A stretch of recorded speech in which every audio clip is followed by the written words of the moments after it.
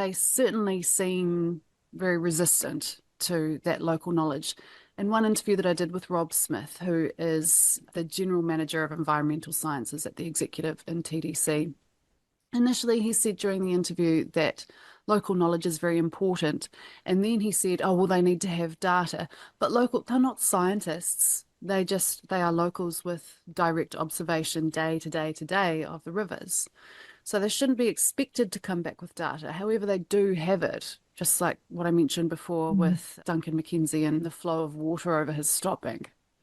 So there needs to be, and this is the heart really of this Get Real on Rivers campaign, there needs to be increased listening to locals, and there needs to be increased action on that listening, not just appearing to listen at the river care meetings and saying, oh yes, we'll go back to the drawing board.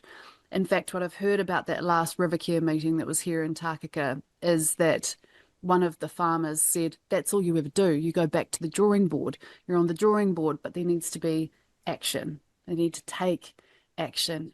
And if it is acknowledging that this local knowledge has some merit over their data and their surveys and their studies, which they are so fond of and kind of understand. It's how they're trained. It's like what they're trained into, it's what they understand, and they'd be perhaps afraid to go out of that.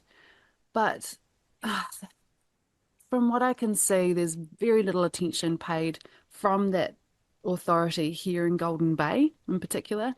And I think everyone knows here in Golden Bay that people like Merv Solly have the experience, the skills, the machinery, the know-how to help us mitigate this issue for the future.